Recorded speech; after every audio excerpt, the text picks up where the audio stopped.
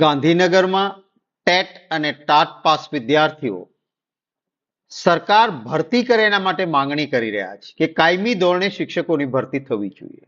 લોકશાહી વ્યવસ્થામાં માંગણી કરવાનો, રેલી કાઢવાનો, આંદોલન શાંતિપૂર્ણ કરવાનો એ બંધારણીય અધિકાર છે.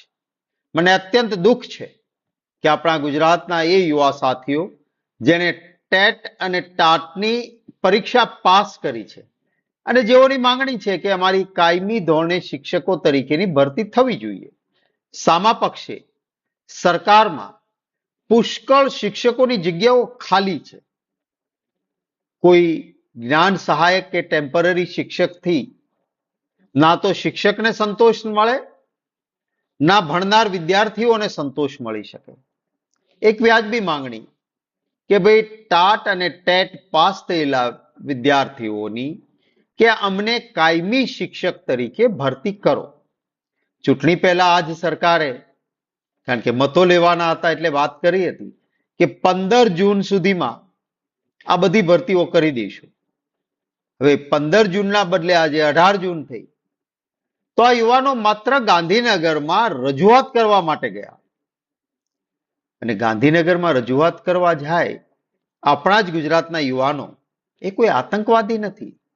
આ ધોમધકતા તાપમાં દીકરીઓ પણ છે. એમાં કેવી રીતે એની સાથે વર્તાવ કરવામાં આવ્યો છે મેં જોઈ કેટલીક વિડીયો. કેટલાક સાથીઓના, યુવાનોના મને ફોન પણ આવ્યા કે સાહેબ અમને ઉઠાવીને ડિટેન કર્યા છે. અમે કોઈ આતંકવાદી નથી, અમે શિક્ષકો છીએ. અમારા ફોન આંચકી લેવામાં આવ્યા છે અને બેરહેમીથી અમારી સાથે વ્યવહાર કરવામાં આવી રહ્યો છે. હું વિનંતી કરીશ ગુજરાત રાજ્યના માનનીય મુખ્યમંત્રીશ્રીને કે આ પ્રકારે જો આપની સરકારમાં ચાલતું હોય તો આ વ્યાજબી નથી. તાત્કાલિક માનનીય મુખ્યમંત્રીશ્રી આપ સૂચના આપો, જે પણ પોલીસ સ્ટેશનોમાં ને જુદી જુદી જગ્યાએ જે યુવાનોને ગોંધી રાખ્યા છે એમને તાત્કાલિક પોલીસની રિયાસતમાંથી મુક્ત કરવામાં આવે. મારી બીજી માંગણી છે કે એમના સાથે સંવાદ કરો. સાહેબ, લોકશાહીમાં સંઘર્ષ ના હોય, પ્રશ્ન રજૂ કરવા આવે એની સાથે સરકારે સંવાદ કરવાનો હોય. હું આજે જ વાત વિરોધ પક્ષમાં રહીને કરું એમ નહીં. ભૂતકાળનો ઇતિહાસ જોજો. કોંગ્રેસની સરકાર હતી, હું પણ મંત્રી હતો. આંદોલનકારીઓ સાથે સંઘર્ષ નહીં, હંમેશા સંવાદ કર્યો છે. ચ5 સુધી એટલે કે સચિવાલયના મુખ સુધી ઉપવાસ કે આંદોલન કરવા આવનારને આવવા દેવામાં આવતા હતા. એટલું જ નહીં, છાંયડો અને પાણીની વ્યવસ્થા સરકાર કરીને આપતી કે અમારી સામે આંદોલન કરવું હોય તો અમારી એટલી ફરજ છે કે તમને છાંયડો અને પાણી આપીએ. આજે શું કરીએ છીએ આપણે ગાંધીનગરમાં?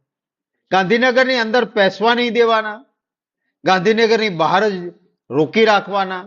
કોઈ આંદોલનકારી આવે તો ડિટેન કરીને જાણે કોઈ આતંકવાદી આવ્યો હોય એમ પોલીસ ઉઠાવીને લઈ જાય, એના મોબાઈલ આંચકી લેવાના. આ શું લોકશાહીમાં વ્યાજબી છે?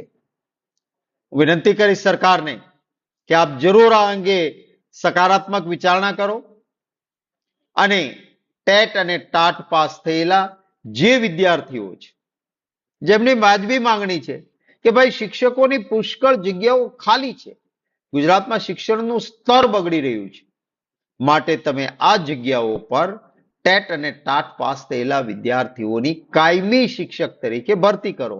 11 માસના કોન્ટ્રાક્ટ શાના માટે આપણે આપીએ છીએ જ્યારે પુષ્કળ જગ્યાઓ ખાલી છે? આપણને ખબર છે સરકારને મહેકમની મંજૂર થયેલી કાયમી જગ્યા છે, તેના ઉપર કોન્ટ્રાક્ટ 11 મહિનાનો શા માટે?